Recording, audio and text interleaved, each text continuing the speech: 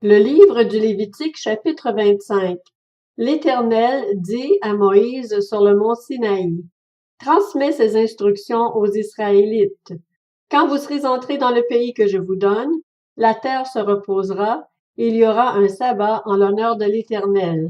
Pendant 6 ans, tu ensemenceras ton champ, pendant 6 ans, tu tailleras ta vigne, et tu en récolteras le produit. Mais la 7e année sera un sabbat, un temps de repos pour la terre, un sabbat en l'honneur de l'Éternel. Tu n'ensemenceras pas ton champ, et tu ne tailleras pas ta vigne. Tu ne moissonneras pas ce qui proviendra des grains tombés de ta moisson, et tu ne vendangeras pas les raisins de ta vigne non taillée. Ce sera une année de repos pour la terre. Ce que la terre produira pendant son sabbat vous servira de nourriture, à toi, à ton esclave et à ta servante, à ton salarié étranger et à l'immigré qui habite avec toi, à ton bétail et aux animaux qui sont dans ton pays. Tout ce qu'elle produit servira de nourriture. Tu compteras 7 années sabbatiques, 7 fois 7 ans, c'est-à-dire 49 ans. Le 10e jour du 7e mois, tu feras retentir les sons éclatants de la trompette. Le jour des expiations, vous sonnerez de la trompette dans tout votre pays. Vous ferez de cette 50e année une année sainte. Vous proclamerez la liberté dans le pays pour tous ses habitants. Ce sera pour vous le jubilé. Chacun de vous retournera dans sa propriété et dans son clan.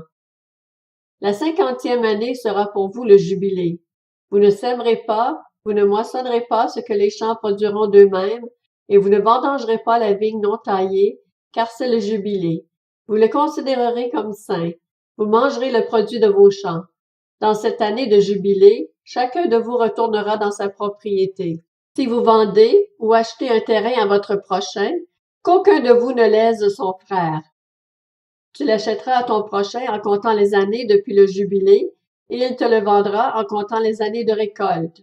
Plus il y aura d'années de récolte, plus haut tu fixeras le prix, et moins il y aura d'années, plus bas tu le fixeras, car c'est le nombre des récoltes qu'il te vend. Aucun de vous ne lésera son prochain, et tu craindras ton Dieu, car je suis l'Éternel votre Dieu.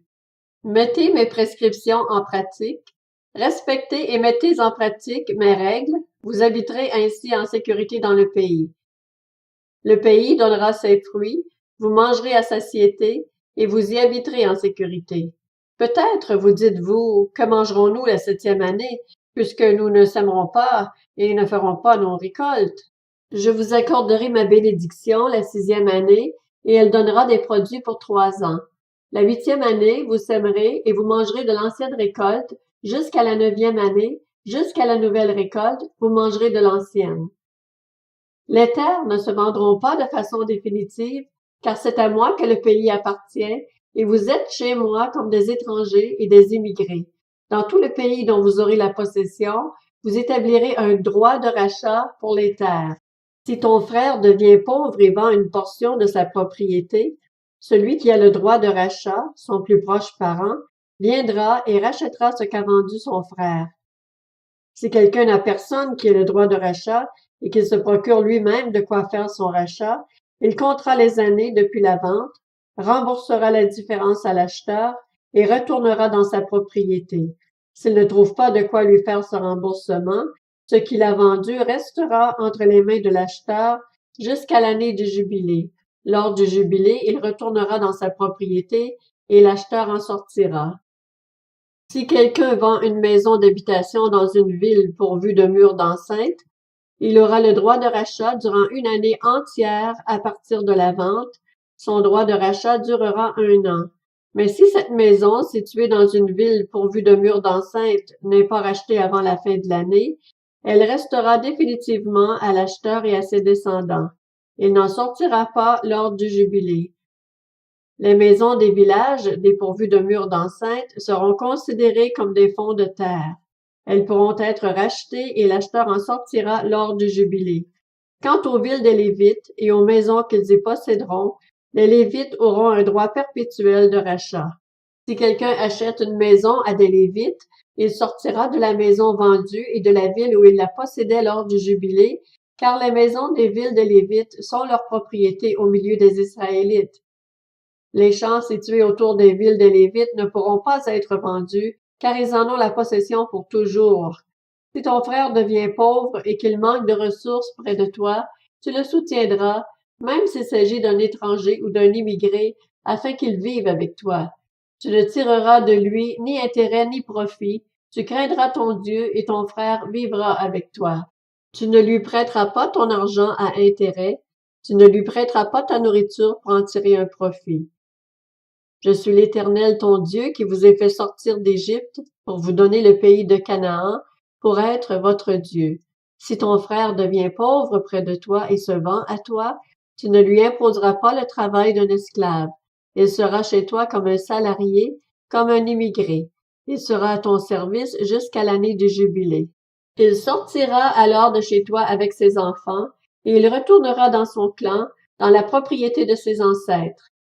En effet, ils sont mes serviteurs, ceux que j'ai fait sortir d'Égypte. On ne les vendra pas comme on vend des esclaves. Tu ne domineras pas sur lui avec dureté, et tu craindras ton Dieu. C'est parmi les nations qui vous entourent que tu prendras le serviteur et la servante qui t'appartiendront. C'est d'elles que vous achèterez le serviteur et la servante. Vous pourrez aussi en acheter parmi les enfants des immigrés en séjour chez toi, ainsi que parmi les familles auxquelles ils donneront naissance dans votre pays. Et ils seront votre propriété. Vous les laisserez en héritage à vos enfants après vous comme une propriété, vous les garderez comme esclaves pour toujours. Mais en ce qui concerne vos frères, les Israélites, aucun de vous ne dominera avec dureté sur son frère. Si un étranger ou un immigré devient riche et que son frère devienne pauvre près de lui et se vende à l'étranger immigré chez toi ou à quelqu'un de la famille de l'étranger, il y aura pour lui le droit de rachat après qu'il se sera vendu. Un de ses frères pourra le racheter. Son oncle, le fils de son oncle ou l'un de ses proches parents pourra le racheter. Ou bien, s'il en a les moyens, il se rachètera lui-même. Il comptera avec celui qui l'a acheté le nombre d'années depuis celle où il s'est vendu jusqu'à l'année du jubilé. Le prix à payer dépendra du nombre d'années évaluées comme celle d'un salarié. S'il reste beaucoup d'années, il paiera pour son rachat une part proportionnelle du prix auquel il a été acheté.